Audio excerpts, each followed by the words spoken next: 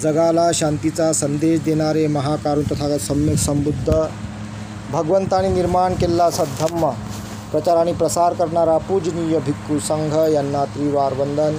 प्रियदर्शी राजा सम्राट Ashok Vishwabhushan doctor Babasaheb Ambedkar यांना अभिवादन. आपण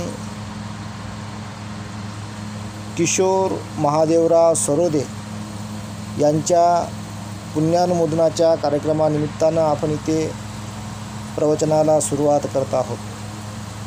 त्यांचं आजारपणामुळे ते कालकथित झालेले आहेत. त्यांच्या या जाण्यामुळं संपूर्ण सरोदे परिवारावर दुःख त्यांना झालेलं आहे.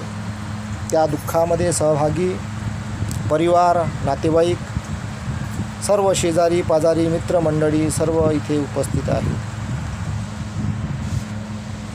मनुष्याचं जाणं हे दुसऱ्या व्यक्तीला दुःख देऊन जाते. तर दुःख का होते? दुःख होण्याचं कारण आहे आसक्ती. भगवंतांनी सांगितलेलं आहे का 12 प्रकारचे दुःख असतात. त्यामधलं पहिलं दुःख आहे जाती. सगळ्यात मोठं दुःख आहे का जे दुःख आपणच जन्माला घालतो. आता काही जणांना वाटतं बाबा काही बोलता. जाती म्हणजे जन्म घेणं दुःख आहे. आपणच दुःख जन्माला घालतो. जे मायबाप असतात तेच दुःख जन्माला घालते. आता दुःख जन्माला घातलेला दुःख तर होणारच आहे. दुःख जन्माला घातलं. भगवंत म्हणतात म्हणा, मी फक्त शब्दांची मी रचना सांगू तुम्हाला. भगवंत काय म्हणतात? 12 प्रकारचे दुःख असतात. 4 आर्य सत्य आहे ना, बोलू नका. 4 आर्य सत्य आहे ना. 4 आर्य सत्यापैकी पहिलं आर्य सत्य आहे दुःख आर्य सत्य. आणि त्या दुःखामध्ये 12 प्रकारचे दुःख असतात. सगळ्यात महत्त्वाचे. तसे तर 108 प्रकारचे दुःख आहेत, पण सगळ्यात महत्त्वाचे दुःख 12 प्रकारचे दुःख आहेत. त्यामधलं पहिलं दुःख आहे जातीबी दुःख. जन्म घेणं दुःख आहे. आपण दुःखाला जन्माला घालतो म्हणून आपल्याला दुःख होते. आलं लक्षात ना? जातीबी दुःख, जन्म घेणं दुःख आहे. जरा बी दुःख, म्हातारपण दुःख आहे. कारण जे दुःख जन्माला येऊ राहिलं ते म्हातारं होणार आहे म्हणून हे दुःख आहे. आणि जेव्हा म्हातारपण येते तेव्हा व्याधी येते. व्याधी बी दुःख. आणि मग जन्मच दुःख आहे तर मरणाचं दुःख होणारच आहे. कारण जे दुःख जन्माला घातलेलं आहे त्याशी आसक्ती जुळलेली आहे. कारण तेव्हा तो जिवंत आहे. तेव्हा जिवंत असल्यामुळे आसक्ती जुळलेली असते. आणि आसक्ती बसली तर तेव्हा आपल्याला बरं वाटतं जिवंत आहे बा. आणि जेव्हा निघून जाते मग होते दुःख. मरण बी दुःख. म्हणून दुःखाचे मूळ कारण तृष्णा. भगवंत काय म्हणतात?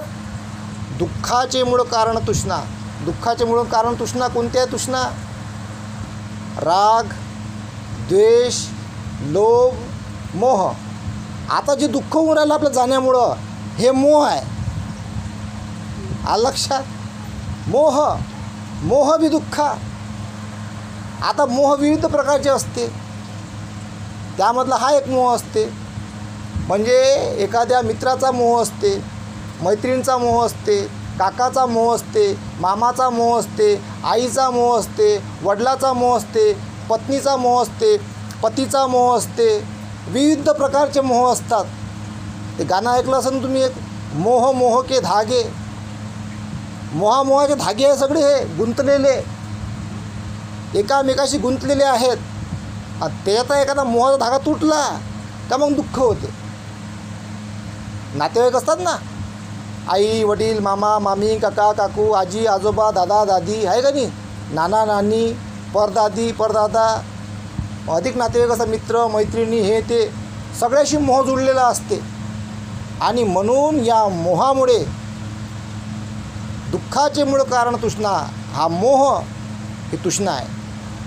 राग, द्वेष, लोभ, मोह हा दुःखाचं कारण आहे. आता दुःखाचं कारण मिटवावं लागेल ना. दुःख जर नाही झालं पाहिजे आता, कारण दुःख राहून तर वापस येणार नाही आहे. गेलेली जी वस्तू आहे, गेलेला मनुष्य आहे, मग ते स्त्री असो की पुरुष असो, गेलेला मनुष्य परत येत नाही. आता मोहाने एक तर कंट्रोल करावं लागन किंवा मोह नष्ट करावं लागन, किंवा दुःख दूर होते. म्हणजे भगवंतानी काय केलेलं आहे, आशा दाखवलेली आहे. दुःखाचं कारण आहे, दुःख दूर करता येते. म्हणजे भगवंत काय म्हणतात, दुःख आहे जगामध्ये पहिलं आर्य सत्य. दुःखाला कारण आहे राग, द्वेष, लोभ, मोह. दुःख दूर करता येते म्हणजे आशा आहे. म्हणजे पहा किती मोठा आशावाद दिलेला आहे. दुःख दूर करता येते. आता दुःख दूर करता येते म्हणजे कसं आहे का, ह्या समजून घ्या इथं दुःख आहे, या थरावर दुःखाचं कारण आहे, या थरावर दुःख दूर करता येते. मग इथून मला इथपर्यंत जावं लागणार आता धम्माचा अभ्यास करत. म्हणजे इथं दुःख आहे, आता हे बघा हे 4 बोट आहे, हे दुःख होय. आता इथून तुम्हाला दुःखाले कारण आहे, इथून इथपर्यंत जावं लागेल, कारण शोधावं लागेल. पहिले दुःखाचं कारण काय, मोह दिसतं कारण, दुःखाचं कारण मोह. आता मोह दूर करावं लागेल, मग मोह दूर करता येते. अजून तुम्हाला अभ्यास करत धम्माचा इथपर्यंत जावं लागेल. इथपर्यंत गेले, दुःख दूर करता येते. अरे बापरे, सापडला रे बा आता दुःख दूर करण्याचा मला आशा सापडली, दुःख दूर करता येते, मार्ग सापडला. तिथून चौथ्याकडे जावं लागते. मग दुःख दूर करण्याचा आर्य अष्टांगी मार्ग सापडला रे बापा.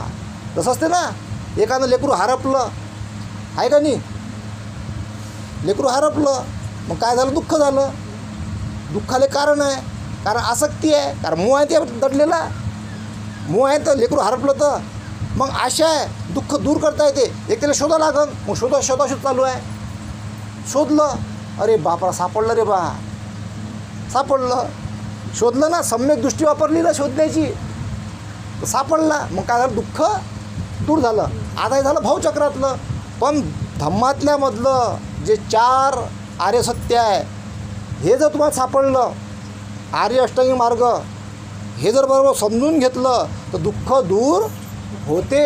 जर नाही समजलं, माणूस काय राहते मग, बापा माय पोरगं गेलं, माय हे गेले, माय ते गेले, दुःखच दुःख होते. आता बघा, मी याला इमोशनली सांगू शकतो, मग तुम्ही सगळे दुःखी होसाल, डोळ्यातून पाणी पाडसाल, जास्त इमोशन होसाल, हार्ट अटॅक येऊ शकते एखाद्याला. जास्त इमोशनल काय करू, म्हणून मी काय थोडंसं अशा पद्धतीने मला सांगण्याची ही कला आहे. काही याच्यात वाहून जाऊ नका. वाहून गेले अधिक जास्त दुःख होते, हृदयाला त्रास होते, मग झटका येऊ शकते, म्हणा. म्हणून बॅलन्समध्ये राहते. मध्यम मार्ग सांगितला भगवंतांनी. जे गोष्ट जन्माला येणार आहे ते जाणार आहे एक दिवस, हे समजून घ्या. जगात दुःख आहे, दुःखाला कारण आहे, दुःख दूर करता येते. दुःख दूर करण्याचा आर्य अष्टांगी मार्गामध्ये पोहोचायचं तुम्हाला. आर्य अष्टांगी मार्ग समजून घ्या. तर काय आर्य अष्टांगी मार्ग, सम्यक दृष्टी, सम्यक व्यायाम, सम्यक कर्मांत, सम्यक आजीविका, सम्यक स्मृती, सम्यक समाधी, ह्या जेवढेही सम्यक बाबी आहेत, ह्या सर्व दुःख दूर करण्याचा आर्य अष्टांगी मार्ग आहे. हा आपल्याला समजून घ्यायचा आहे. आणि म्हणून या एका मोहाच्या माध्यमातूनच दुःख जन्माला येते. म्हणून भगवंतांनी 2500 वर्ष अगोदर सांगितलेलं होतं धम्म. भगवंतांनी संपूर्ण दुःख मुळापासून नष्ट केलेलं आहे. असं मुळापासून काहीच दुःख नाही राहिलं भगवंतापाशी. ते सम्यक संबद्ध झाले, त्यांनी संपूर्ण दुःख आपलं नष्ट करून टाकलं. मग भगवंतांनी ह्या लोकांना पाहिलं, असे मुंग्या माकडासारखे लोक त्यांना दिसले. भगवंत इतक्या उंचावर होते, त्यांची भगवंताची उंची एवढी होती. जो मनुष्य दुःखातून मुक्त होतो त्यांची उंची फार भयंकर असते, सम्यक संबुद्धांची. ते त्यांच्या विद्वत्तेची उंची असते, महान अशी उंची असते. भगवंत एवढ्या उंचावर असे, पुरी पृथ्वी अशी एवढीशी दिसू लागली भगवंताला. संपूर्ण पृथ्वी एवढीशी दिसू लागली गोल्यासारखी. आणि त्यांच्यामध्ये त्या मुंग्यापेक्षा बारीक बारीक बारीक असंख्य लोक संपूर्ण जगाला भगवंत पाहू राहिले. अरे बापरे, किती दुःखात पडलेले आहेत, किती भयंकर दुःख आहे, किती याच्यामध्ये पडलेले आहेत. यांना मार्ग सांगितला पाहिजे. भगवंतांनी या मनुष्य प्राण्यावर अनुकंपा केली. पहा किती मोठे उपकार केले भगवंतांनी. एखादे आईवडील आपल्या लेकराला अरबो खरबोची संपत्ती देऊन जातील, पण भगवंतांनी जगातली सगळ्यात महान संपत्ती देऊन गेली तुम्हाला. तेही फुकटामध्ये, त्याची किंमतच नाही, त्याची किंमतच नाही. फुकटात देऊन गेले, त्याची किंमतच नाही आहे. ती संपत्ती भगवंतांनी अगोदर 5 जणांना वाटली आणि त्या 5 जणांच्या माध्यमातून संपूर्ण जगामध्ये मग भगवंतांनी पसरवली. अजूनही भगवंत आहे बना, धम्माच्या रूपामध्ये भगवंत आजही धम्म प्रचार आणि प्रसार करत आहे. माझ्या रूपामध्ये, विविध संघाच्या सदस्यांच्या रूपामध्ये, विविध धम्माच्या अनुयायांच्या रूपामध्ये, विविध जे धम्माचे अनुयायी आहेत त्यांच्या रूपामध्ये भगवंत धम्माचा प्रचार आणि प्रसार करत आहे. लोकांचं कल्याण व्हावं, लोकांचं मंगल व्हावं, लोक सुखी व्हावे, लोक दुःखातून मुक्त व्हावे, लोक मध्यम मार्गामध्ये जगावे आणि संपूर्ण जगामध्ये शांती यावी म्हणून भगवंतकांनी विविध मनुष्य मात्र्यांच्या माध्यमातून धम्माचा प्रचार आणि प्रसार करत आहे.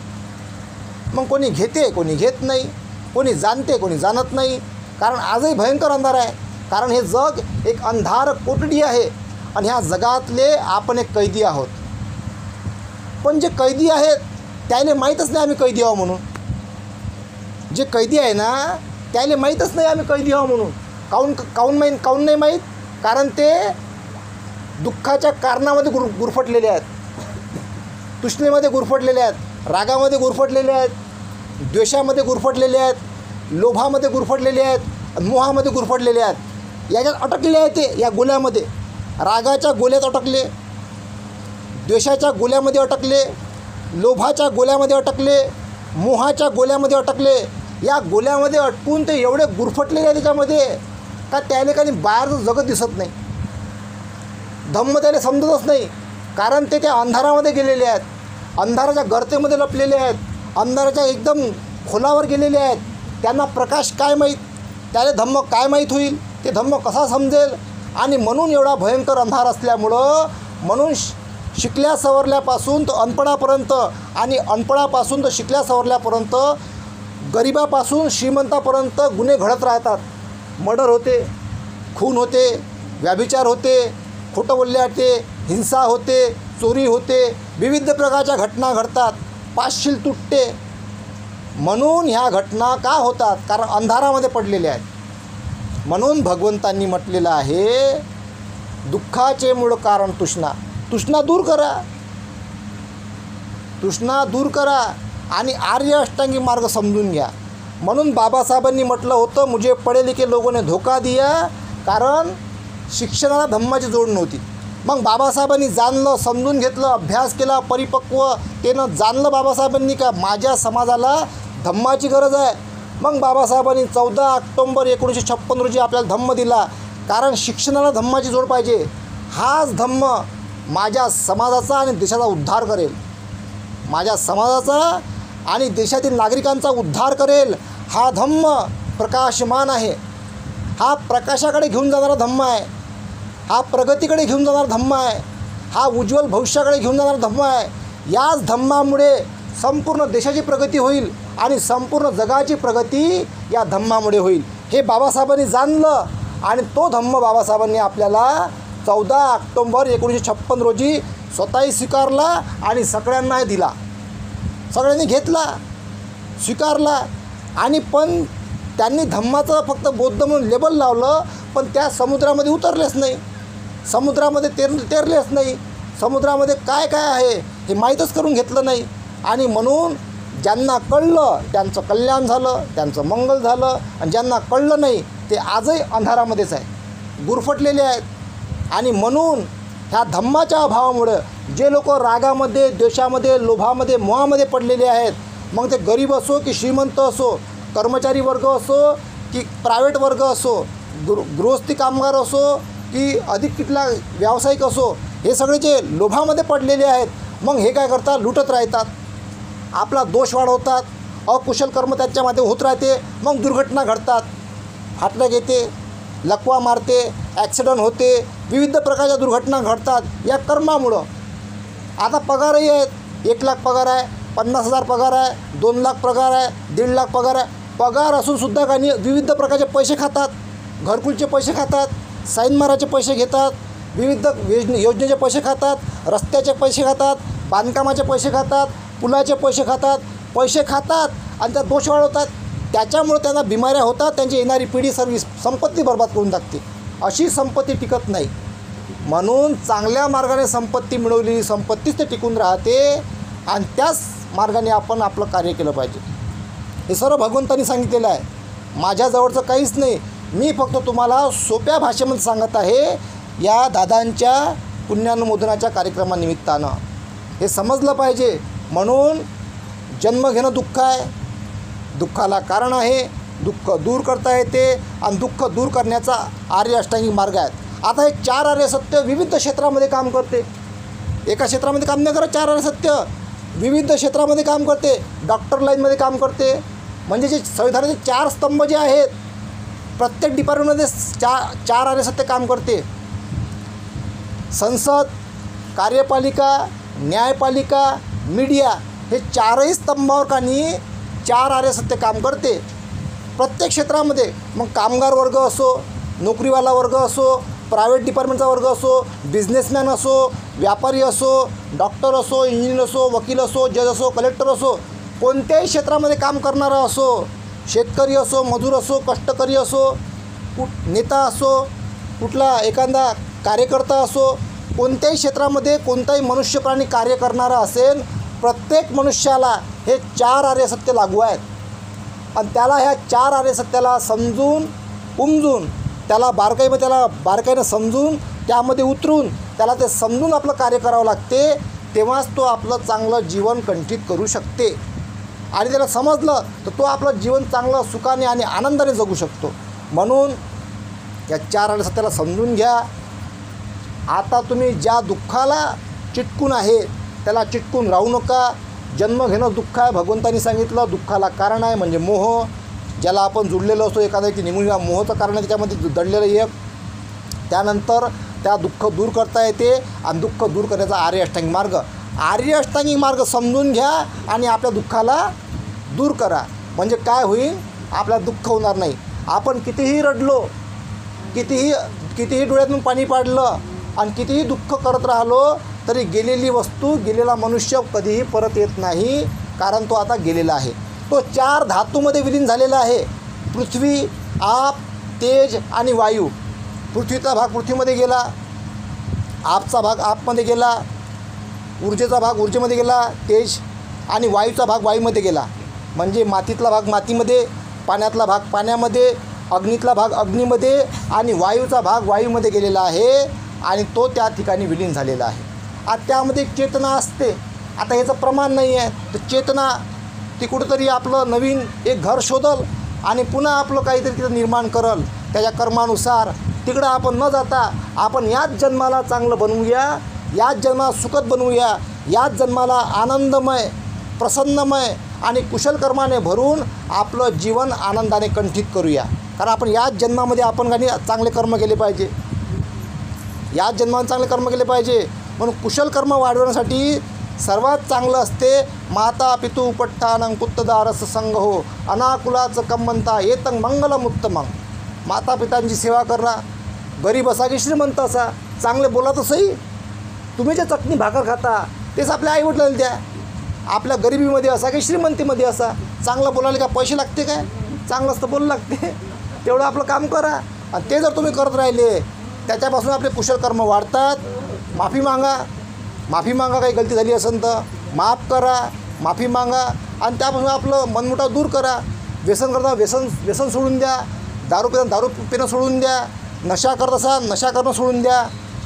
तंबाखू, गुटखा, खराब, बिडी, गुटखा, तंबाखू, दारू, सिगारेट, जे काही नशीन दातं घासणं, जे काही तुम्हाला व्यसन असेल ते सगळ्या प्रकारचे व्यसन सोडून द्या आणि आपलं शारीरिक आणि मानसिक आरोग्य निरोगी करून आपलं सुखाने आणि आनंदाने धम्माच्या मार्गाने जीवन कंठित करा. हेच आजच्या निमित्ताने तुम्हाला सांगणे आहे. म्हणून आर्य अष्टांगिक मार्गाला समजून घेऊन आपण सर्वजण दुःखातून मुक्त व्हाल अशी मी आशा बाळगतो आणि इथेच थांबतो.